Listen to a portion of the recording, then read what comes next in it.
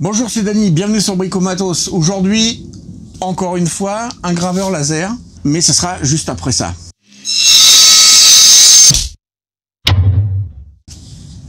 La société Gearbest m'a contacté pour tester ce matériel. C'est un graveur laser AlphaWise A10. Quand j'ai vu AlphaWise, je me suis dit, si c'est aussi bien que ce qu'ils font en 3D, ça promet d'être sympa. Alors là, il s'agit d'une imprimante 10 watts, comme la dernière que je vous avais présentée. On va voir ce que ça donne. Elle a une bonne tête. On regarde ça. Alors, voilà la boîte. Hein, on va pas faire un déballage monstrueux. Hein, on va faire un truc façon tour de magie. Clic, clic. Et voilà tout ce qu'il y avait dans la boîte. Donc, on a l'axe X, les deux côtés latéraux qui font l'axe Y, la façade et le dos, l'alimentation, la tête, un petit sachet avec toute la visserie et quelques accessoires, les lunettes indispensables et la dock. Maintenant, je ne veux pas vous faire assister au montage, ça n'a pas grand intérêt, sauf si je vois des parties qui sont très importantes pour vous. Sinon, voilà ce que ça donne une fois monté. Et voilà.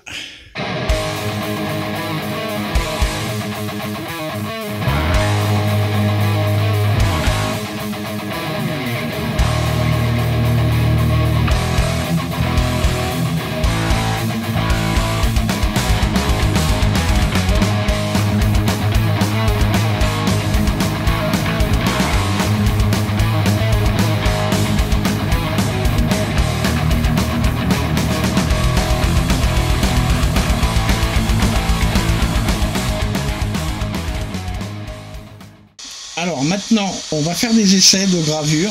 Je vais graver une figure de test. Alors vous allez voir ce que c'est en fait. Ça fait un tableau qui permet de voir toutes les puissances et de savoir sur chaque type de bois ce qu'on fait. J'en ai déjà fait sur d'autres graveurs. Vous allez reconnaître le truc. J'utilise toujours le même.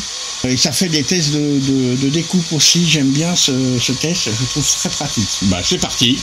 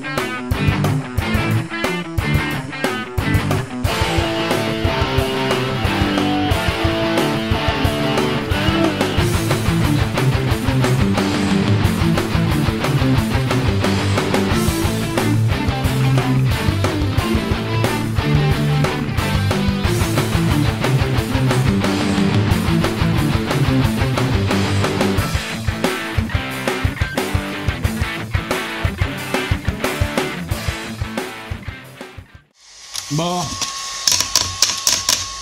Oh, celui-là, il y va.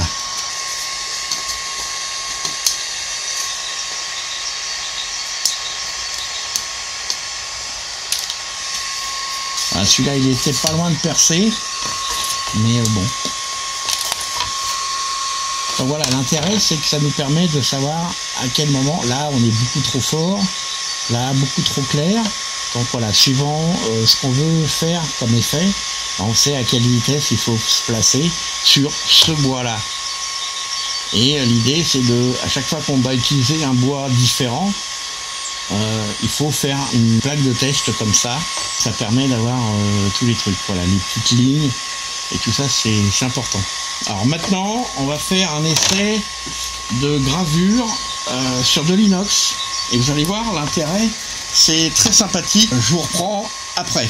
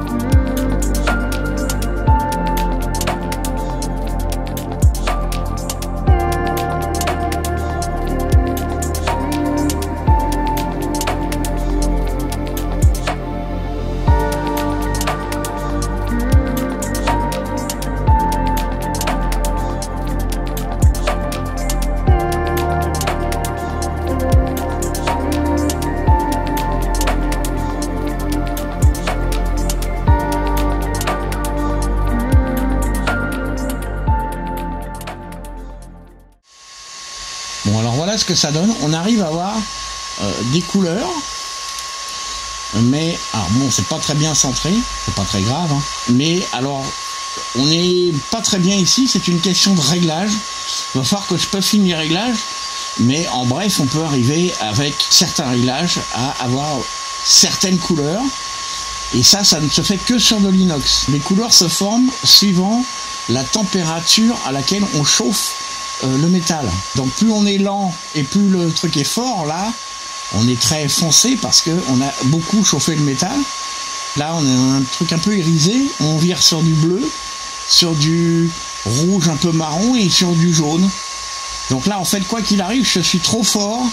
Quand je suis à 95%, tu vois, même à 2000, je suis trop fort.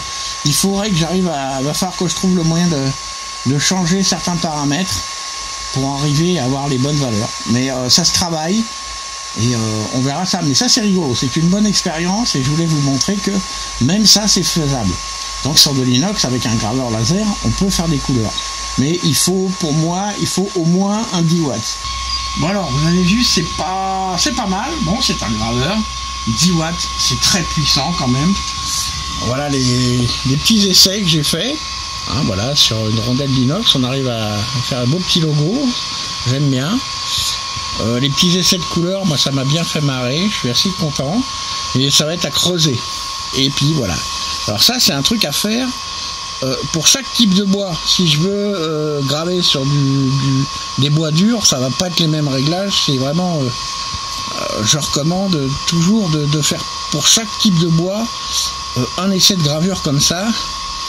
Et l'idée, c'est d'avoir des pièces martyrs, ce qu'on appelle, donc pour faire des tests, hein, ou un vieux morceau qui a déjà servi à faire autre chose. Bah, celui-là, il resservira à faire un autre test une autre fois. La petite chose que vous voyez au fond, pour ceux qui connaissent pas, ça c'est important pour la découpe, pas pour la gravure.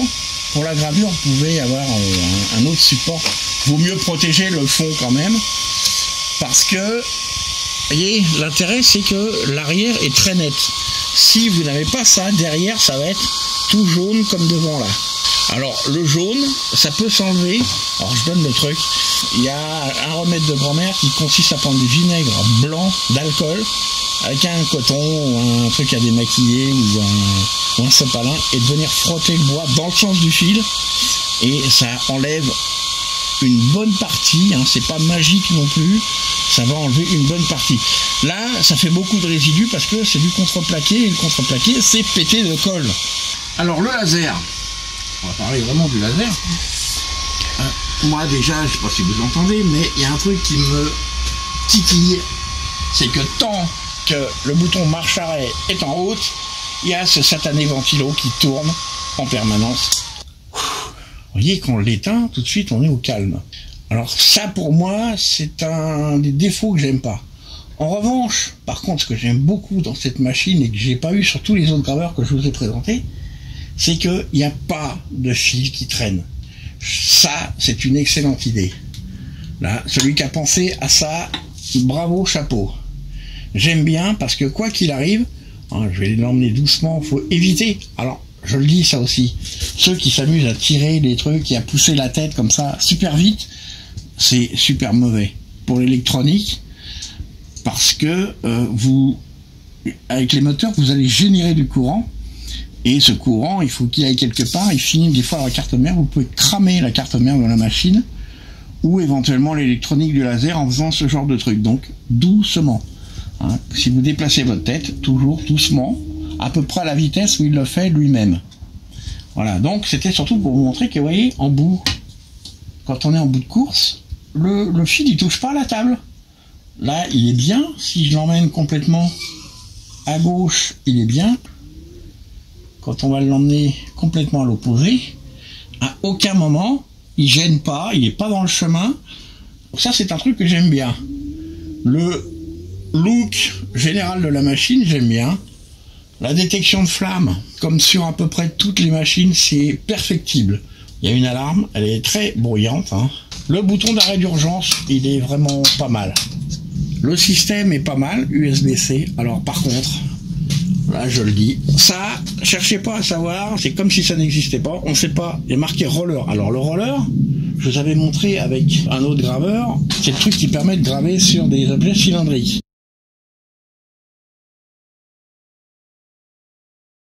La prise qui est là, c'est pareil, on l'oublie.